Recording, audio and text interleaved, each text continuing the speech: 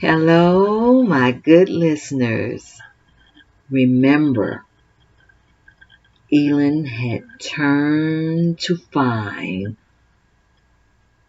news of TH on every news program. Let's see what happens.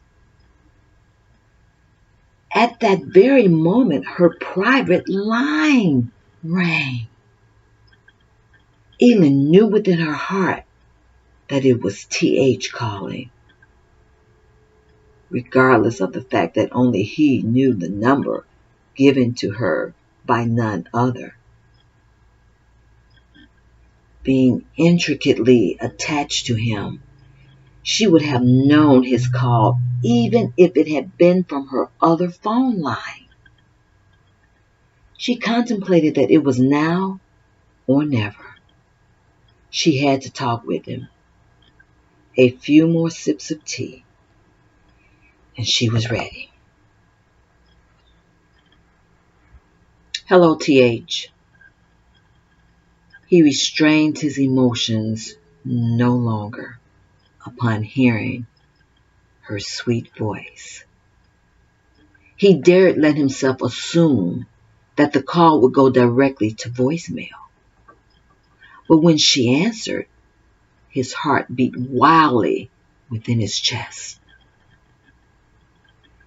Elin, I desperately ached to hear your voice once again. He had to get a hold of himself and move with caution now. He was not going to frighten her in his zeal to be with her. He had only recently discovered bits and pieces of an emotional experience that she had come through and knew the difficulty of her ever trusting again. As Elin heard his voice, she became pensively aware that there was no denying what this man meant to her. Dare she tell of how she, too, looked forward to hearing his voice again? To be with him? To share her very essence with him? Dare she? Yes, TH. I wanted to speak with you and explain.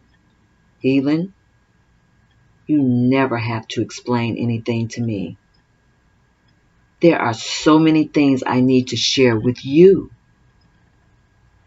With a 3-second silence through the phone line, she knew almost instinctively what was coming next. Elin, I have to see you. There it was. And before her mind flooded with questions, darling, don't be afraid. I could never hurt you. We must see each other. Just tell me when, and I'll be there. There was that voice again, soft and reassuring. Elin, you must trust again. Only believe. Only believe. Tomorrow at 7 p.m. she acquiesced in a trance-like state. Okay, my precious. Until tomorrow. As the phone went to silent oblivion. Oh my God, what have I done? I am not ready for this. And immediately, with that reservation, was the response. And his banner over me is love. Only believe. His banner over me is love. Only believe. After hearing those familiar words, Elin knew that she had done the right thing. No longer would she postpone the emotions that needed to be settled within. She had to meet this head on. This was either real or some sort of cruel joke. But deep down, she knew that the word cruel was no part of the man she had just spoken with. This fear within had to be totally annihilated, once and for all time. Everything within her told her that TH was sent to extricate her from this bondage. Already, he was slowly showing her how to trust again. Had he not time and again reached out to her? Did he not lay his own fears aside? Elin returned to her writing room to complete her book. She could always depend on writing to level her emotions and soothe her mind. She had written well into the evening without taking a break. Walking into the kitchen for another cup of tea, her other phone abruptly rang. She decided to let it go to voicemail, not even desiring to talk with anyone else. Preparing now for a sweet sleep, she retrieved her messages. Elin, did you hear the news? Girl, you have to call me back. He is moving to Chicago. Rena's message brought her mind back to the fact that she and TH hadn't really spoken about his move when he called. Perhaps that's what he needed to see her about. There was no way Elin would talk about that tonight with Rena. She would just have to wait. Meanwhile, John knew some things about his friend TH, especially when it came to women. His frequent appearances with them were due to studio pressure.